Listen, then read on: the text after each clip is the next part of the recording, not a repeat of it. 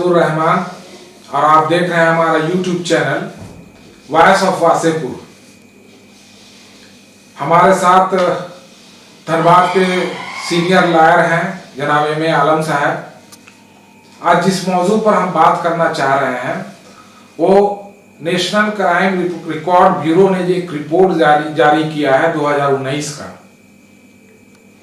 इस रिपोर्ट को लेकर के कुछ बातें हो रही हैं और AMIM के जो सदर हैं बैरिस्टर असदुद्दीन ओवैसी ने भी इस पे अपने फिक्र का इजहार किया है। रिपोर्ट दरअसल ये है कि जो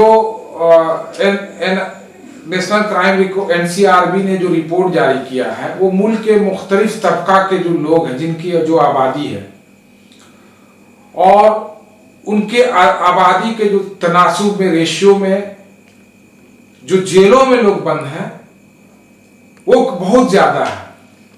जैसे मुल्क का जो दलित तबका है वो उसकी आबादी 21 पॉइंट समथिंग है, तो उसमें जो सजा याफ्ता कैदी हैं उनकी तादाद 21.7 है।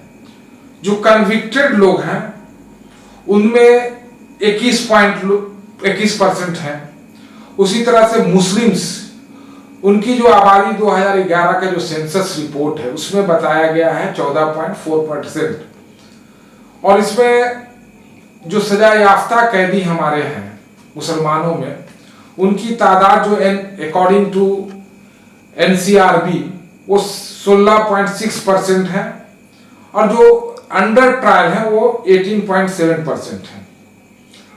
आदिवासियों की जो आबादी है वो 8.6% है। उसमें जो सजा याफ्ता 13.6% लोग हैं और जो अंडर ट्रायल हैं वो 10.5% लोग हैं। जो OBC की आबादी है मुल्क में according to the census of 2011 का जो रिपोर्ट है आबादी की पॉपुलेशन की, उसमें 35% इनकी आबादी है जिसमें 34% लोग जो है सजा याफ्ता है, 41% लोग जो है वो विचाराधीन कैदी हैं। उसी तरह से OBC के बारे में कहा गया है कि इनकी आबादी 35% है, 34% लोग जो है 41 सजा याफ्ता है, 41% जो है विचाराधीन है। अपर कास्ट के जो लोग हैं जो स्वर्ण कहलाते हैं उनकी आबादी जो है वो 19.6% है। उसमें जो कन्विक्टेड लोग हैं सजा याफ्ता लोगों 13% है। उसी तरह से उनमें विचाराधीन कैदी जो है वो 16% है।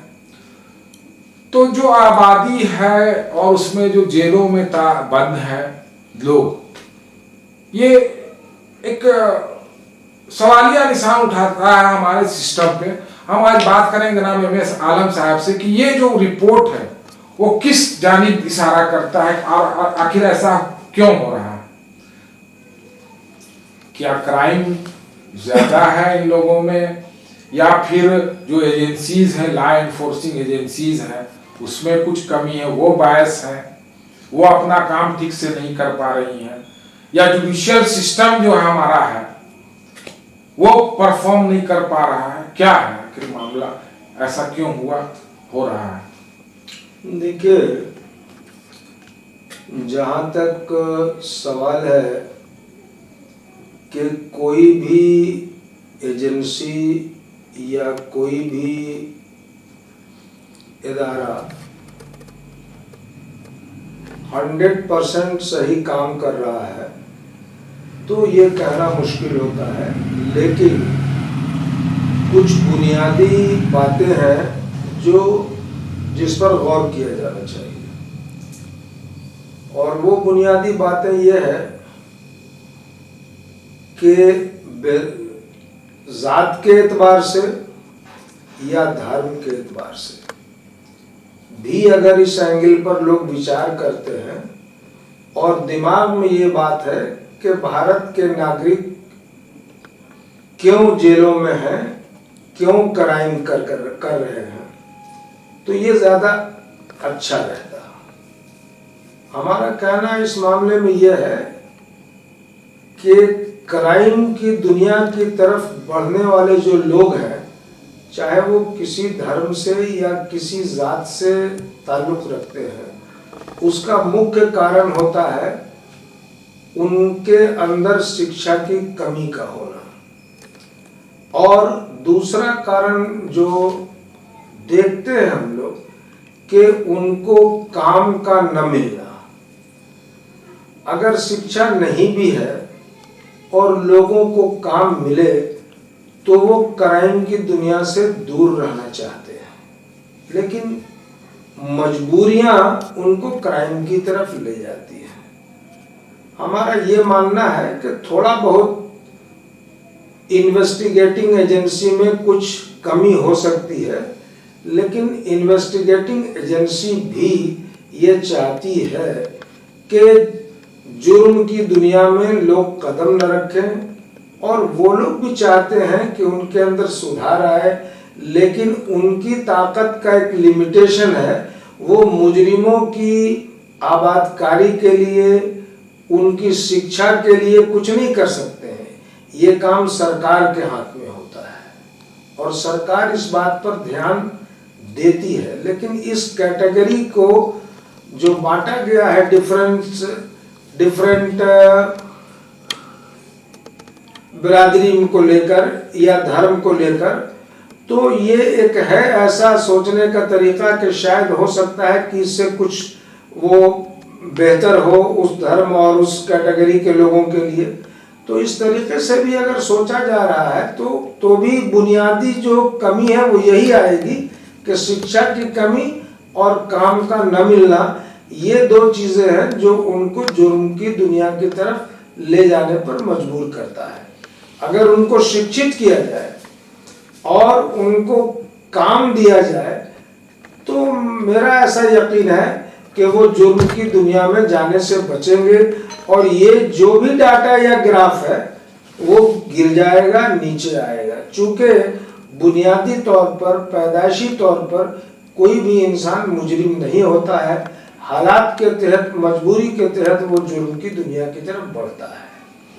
एक चीज वो है कि कोर्ट जो है, कोर्ट में जो केसेस होते हैं वो काफी लंबा वक्त ले लेता है, स्पीडी ट्रायल नहीं होता। एक एक मामला जो है सालों साल, साढ़े एवरेज जो देखा जाए 4 साल 5 साल का एवरेज होता है।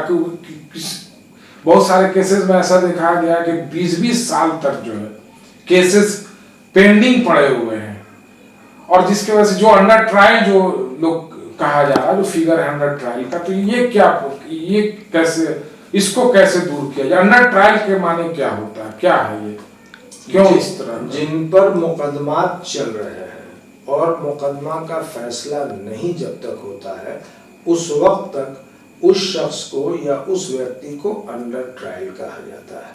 फैसला जब हो जाता है तो फैसले में जो चीज भी हो, चाहे रिहाई हो या सजा हो, सजा में भी मुख्तलिफ तरह की सजाएं हैं कि जिस्मानी सजा होती है और नहीं तो आर्थिक दंड भी लगता है। तो ये एक लीगल पहलू है।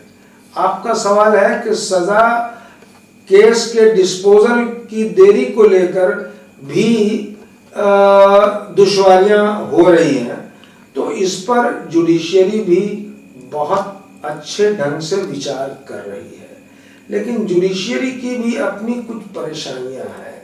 अब उनके सामने, उनके पास जितने हैंड्स काम करने वाले होने चाहिए, उनको अपॉइंटमेंट करना, उनकी तनख्वाह देना, तो लास्टली ये चीज़ भी गवर्नमेंट के दायरे में आती है कि उनके खर्चे का, उनके तनख्वाह का जब तक गवर्नमेंट इंतज़ाम नहीं करेगी, जुडिशियरी भी कुछ हद तक मजबूर दिखती है इस मामले में। लेकिन जुडिशियरी की चाहत है कि केसेस का डिस्पोजल टाइमली हो, लेकिन मजबूरी है कि वो टाइमली नहीं कर पाती है। हाँ, इस बात से हम एग्री करते हैं कि डिले इन जजमेंट जो है ये नुकसानदेह समाज के लिए है। जैसे जेलों में जो है तादाद, पूरे मुल्क में जो जेलों की तादाद है वो 1350 है, और उसमें 4.5 लाख कैदी अभी लॉज बंद है, बंदी है। तो ये ओवर अगर केसेस का डिस्पोजल हो जाए, वक्त पर हो जाए, टाइमली हो जाए, डिले ना हो, तो जो जेल पर जो बोझ बढ़ता चला जा रहा है, ओवर क्राउडेड जेल जो हो जाता है, और उसको लेकर कई तरह की दुश्वारियां भी होती हैं कैदियों का, तो उनका जो बेसिक राइट्स है वो भी नहीं मिल पाता है।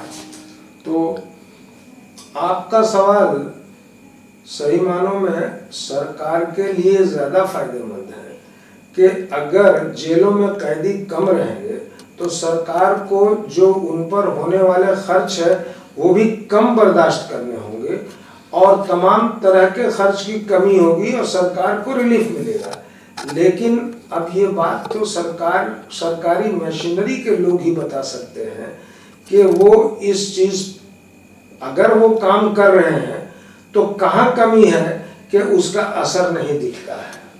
लीगल एड जो है, जो गरीब तबका है उन तक नहीं पहुंच पाता है। वजह इसका क्या है? हालांकि बहुत सारे जैसे नालसा है, लोक अदालत है, ये चीजें हैं रिलीफ पहुंचाने के लिए, तो क्या लोगों में इसकी जानकारी नहीं है, बेदारी नहीं है। अब जैसे एक गरीब आदमी है, वो छोटा सा कोई जुर्म करता है और उसको पुलिस ने पकड़ लिया, चार्जेस लग गए, अब वो जेल चला जाता है, तो उनको लीगल एड नहीं मिल पाता, जिसका जो एक अहम वजह शायद मेरे ख्याल से ये है कि डिले हो जाता है उनकी रिहाई में। क्या आप क्या कहेंगे इसमें? देखिए, हम लोग जो अमली तौर पर अदालत में देख रहे हैं, आज़ादी के बाद हर सेक्टर में मुल्क ने तरक्की की है और हर सेक्टर के लोग अपनी जिम्मेदारियों को निभाने की कोशिश कर रहे हैं। लेकिन हमने आपसे पहले ही कहा था कि कोई भी परफेक्ट अपने आप में नहीं है, न इंसान न सेक्टर, कमी थोड़ा बहुत कहीं रहती है।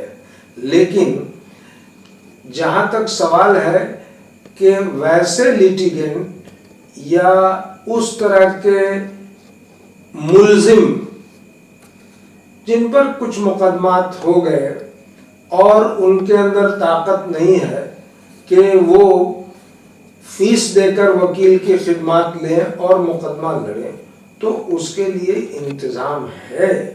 और अदालत में बैठे हुए मैजिस्ट्रेट या जजेस पढ़े लिखे हैं और देश के लोगों के प्रति बहुत ही जिम्मेदारी से सोचते हैं और वो उनको लीगल एड मुहैया करवाते हैं। खुद वो महसूस कर लेते हैं तो वो वकील अपॉइंट कर देते हैं और उस तरह के वकीलों का खर्चा सरकार देती है। प्रायोरिटीज में फर्क हो जा रहा है। आपने देखा होगा कि जैसे अभी प्रशांत भूषण साहब का एक मामला आया था डिफेमेशन का, तो सुप्रीम कोर्ट ने काफी उसमें इंटरेस्ट लेके उस मुकदमे का जो है फैसला बहुत जल्दी कर दिया। बहुत सारे ऐसे 3.5 करोड़ केसेस पेंडिंग हैं इन सुप्रीम कोर्ट और 44.5 लाख हाई कोर्ट में केसेस पेंडिंग हैं। तो प्रायोरिटीज, अदर प्रायोरिटीज, ये बहुत सारे ऐसे केसेस हैं जो पब्लिक इंटरेस्ट के मामला हैं, उससे जुड़े हुए, लेकिन ऐसा देखा जाता है कि उस पर ध्यान नहीं जाता कोर्ट्स का। देखिए, हम नागरिकों को, देश के नागरिकों को विचार ये करना चाहिए कि अगर संस्था बचेगी तब व्यक्ति बचेगा। ये बिल्कुल सही बात आपने कहा कि देश की जो संवैधानिक संस्थाएं, कॉन्स्टिट्यूशनल ऑर्गेनाइजेशन है, उसका विकार जो है बरकरार बना रहना चाहिए। तो संस्था को बचाने के लिए अगर किसी बात को प्रायोरिटी देकर उसका फैसला किया जाता है तो उस पर उंगली उठाया जाना, मुझे लगता है कि संस्था और व्यक्ति दोनों के लिए, दोनों के हित में नहीं है। प्रशांत भूषण का बहुत बड़ा मामला था, लेकिन आम आदमी की पहुंच लोअर कोर्ट तक ही होता है। हाई कोर्ट बहुत कम लोग पहुंचते हैं, सुप्रीम कोर्ट बहुत कम लोग पहुंचते हैं। वजह है कि वहां पर काफी खर्च होता है। इस सिलसिले में अब देखिए, सिर्फ अदालत के मामले को लेकर इस बात पर गौर करना बिल्कुल सही नहीं होगा। आम इंसान अपनी जिंदगी में अगर सफर करता है तो वो टेम्पो से चलता है या भाड़े की कार से चलता है या बस से चलता है, लेकिन कुव्वत रखने वाले लोग प्राइवेट लग्जरियस कॉस्टली कार से चलते हैं, हवाई जहाज से चलते हैं। तो ये जो थोड़ा सा फर्क है, इसको इस नजरिए से नहीं देखा जाना चाहिए कि समाज के दो वर्ग के लोगों में टकराव हो, बल्कि सोचा इस नजरिए से जाना चाहिए कि इंसाफ गरीबों को भी मिले, मजबूरों को भी मिले। इसके लिए क्या तरीका इख्तियार किया? इंसाफ का जो तरीका हो वो सब मुल्क के हर आदमी तक उसको सही से मिले, और हर आदमी को जुडिशियल सिस्टम उस पर उसको पूरा भरोसा भी है, मुल्क के जो आइन है उस पर भी भरोसा है। बहुत बहुत शुक्रिया हमसे बात करने के लिए जनाब एम ए आलम साहब। आपको हमारा ये एपिसोड कैसा लगा अपनी राय जरूर देंगे कमेंट बॉक्स में जाकर। अपने दोस्तों के साथ हमारा ये वीडियो शेयर करें, लाइक करें और सब्सक्राइब भी करें।